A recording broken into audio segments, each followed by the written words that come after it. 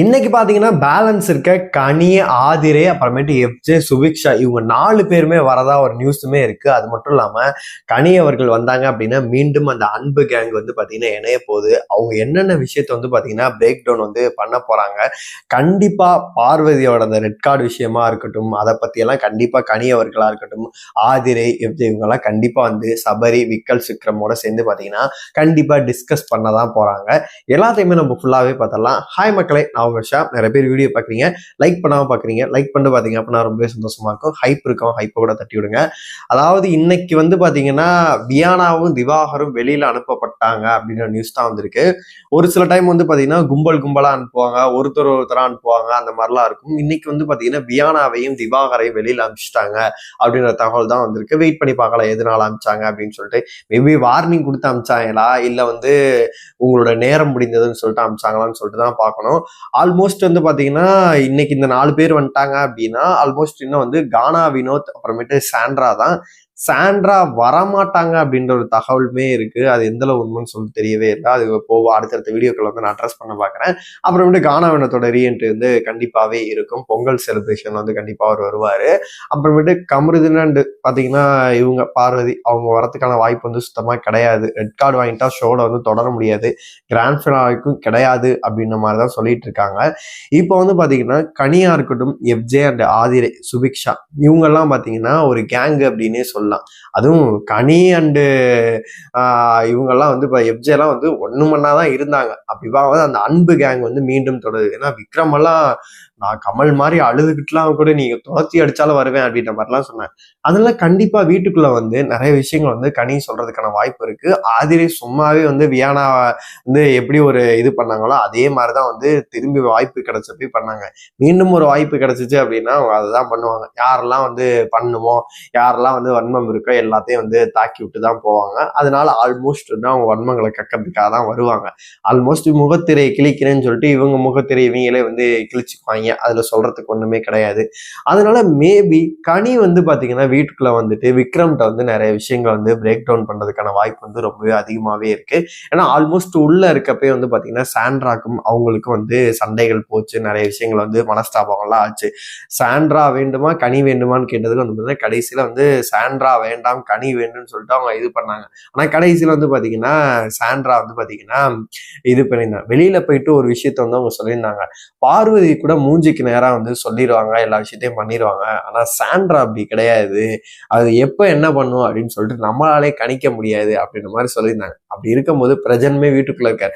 அவரே தான் ஒய்ஃபுக்காக வந்து எந்த அளவு குட்டிக்காரணம் போட முடியுமோ அந்த அளவு போட்டு வந்து காப்பாற்ற பாக்குறாரு. ஆனா வந்து ஒருத்தர் 2 பேர்த்திட்ட வம்புழுத்தா பரவாயில்ல, அது என்ன எப்படி இருப்பாங்கன்னே தெரியாத அளவுல திவ்யா சொன்ன மாதிரி அது என்ன அவங்க எப்படின்னே கண்டே பிடிக்க முடியாது அப்படின்ற லெவல்ல இருக்காங்க. நீங்க வாங்க கிளாரிட்டி பண்ணிடலாம், திவ்யா ரம்யாவே வியானாவே வேணா கூப்பிடுங்க அப்படின்னு அவருக்கு ஆடி போச்சு. ஐயோ என்னப்பா அது விடாது போல இருக்கு அப்படின்னு சொல்லிட்டு. அதனால கண்டிப்பா வீட்டுக்குள்ள வந்து ஏதாச்சும் போய் இவர் வந்து சாண்ட்ரா பத்தி வந்து பாத்தீங்கன்னா கனிட்டு கேட்கிறாருன்னு வச்சுப்பேன். கனி கண்டிப்பா வந்து போட்டு உடைக்கதான் போறாங்க. ஏதாச்சும் ஒரு விஷயத்த வந்து சொல்லி விட்டுருவாங்க. ஏங்க அது இப்படிதாங்க இருந்துச்சு, நீங்க ஏன் அப்படி சொன்னீங்க அப்படின்ற மாதிரி கேட்பான். அதனால பிரஜன் மேபி இந்த 2-3 நாளைக்கு கொஞ்சம் அமைதியா இருந்துட்டு போனாருன்னா அவருக்கு நல்லதா இருக்கும். தேவையில்லாம வந்து சாண்ட்ராக்காக முட்டு கொடுக்குறேன் அப்படின்ற மாதிரி சொன்னாங்க அப்படின்னா ஒண்ணுமே பண்ண முடியாது. நேத்து நீங்களே பாருங்களேன், திவ்யா உட்கார வச்சு பிரஜனால ஒரு வார்த்தை பேச முடிஞ்சா, ஒரு வார்த்தை கூட பேச முடியாது. ஓ அப்படின்னா மேபி வேண்டும் துண்டிப்பு சேர்ப்புல ஏதாச்சும் ஹேட் ஆகிருக்கலாம் அப்படின்னு மாதிரி சொன்னார். எந்த வார்த்தையுமே வந்து திவ்யா வந்து பேசவே விடல. கிறுக்கு பிடிச்சிட்டாங்க. ஸ்டார்டிங்ல இருந்து எண்டு வரைக்கும் பாத்தீங்கன்னா நீங்க எவிக்ட் ஆகி போனதுல இருந்து இப்போ வரைக்கும் என்ன நடந்துச்சு, அவங்க இருக்க வரைக்கும் என்ன நடந்துச்சு, என் சட்டையை பிடிச்சி கேட்டிருக்கலாமே, இதுலயே அவங்க பண்ணாங்க, உன் துணி எடுத்து வைக்கிறது தானே சொன்னேன், அதுக்கே கத்துனாங்க. இந்த மாதிரி எல்லா விஷயத்தையும் பாயிண்ட் டு பாயிண்ட் வந்து அவங்க வந்து பிரேக் டவுன் பண்ணி முடிச்சிட்டாங்க. அதனால பிரஜன் அவர்கள் பேசாம இருக்கிறது தான் அவருக்குமே நல்லதா இருக்கும். அதனால மேபி வந்து கனி அவர்களா இருக்கட்டும், எஃப்ஜேவா இருக்கட்டும், ஆதிரையா இருக்கட்டும், இவங்க ஏதாச்சும் கேமை இதுக்கப்புறமேட்டு எதை மாத்துவாங்களான்னா ஒண்ணுமே கிடையாது. ஆல்மோஸ்ட் எது வந்ததுக்கு கண்டென்ட் தான் கொடுத்துட்டு போயிடும்.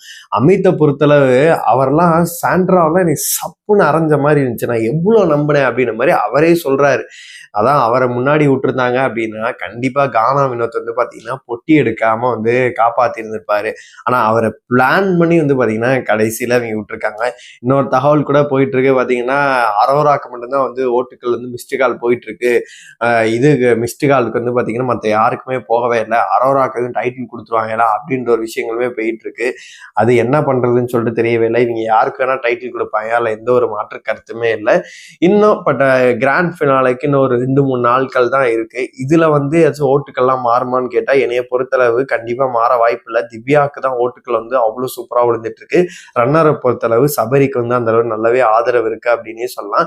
கண்டிப்பா வின்னர் அப்படின்னா வந்து பாத்தீங்கன்னா திவ்யா, ரன்னர் அப்னா வந்து பாத்தீங்கன்னா சபரி, 3வது இடத்துல அரோரா, அதுக்கப்புறமேட்டு விக்ரம்.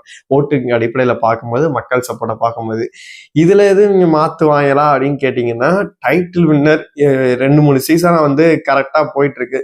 என்னப்பா கரெக்டா போயிட்டு இருக்கு, டிஆர்பிக்காக ஒண்ணு போட்டு பார்ப்போமே அப்படின்னு சொல்லிட்டு மாத்துனாங்க அப்படின்னா சொல்றதுக்கு ஒண்ணுமே கிடையாது அப்படின்னு தான் சொல்லணும். நீங்க சொல்லுங்க, நீங்க யாரோட ரீஎன்ட்ரிக்காக வந்து ரொம்ப வெயிட் பண்ணீங்க, அது புஷ்ன்னு போச்சு. இவங்களோட ரீஎன்ட்ரி நான் வந்து வெயிட் பண்ணவே இல்லை, ஆனா வந்து வேற ஏதோ மாதிரி பண்ணிட்டு இருக்காங்க அப்படின்ற மாதிரிதான் இருக்கு. நல்லா புரியுது. ஏன்னா துஷார்லாம் நம்ம எதிர்பார்க்கவே இல்லை.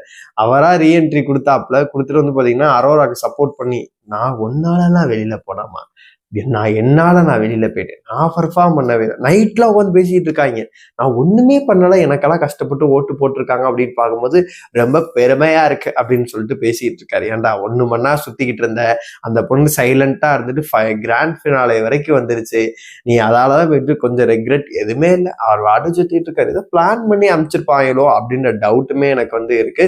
வெயிட் பண்ணி பார்க்கலாம் என்ன நடக்குதுன்னு சொல்லிட்டு. கனி அவர்களா இருக்கட்டும், ஆதிரியா இருக்கட்டும், எஃப்ஜே, இவங்கெல்லாம் என்ன வந்து கேட்க போறாங்க அப்படின்னு சொல்லிட்டு வெயிட் பண்ணி பார்ப்போம். உங்களோட கருத்துக்கள் எல்லாத்தையுமே மறக்காம கமெண்ட் பாக்ஸ்ல சொல்லுங்க.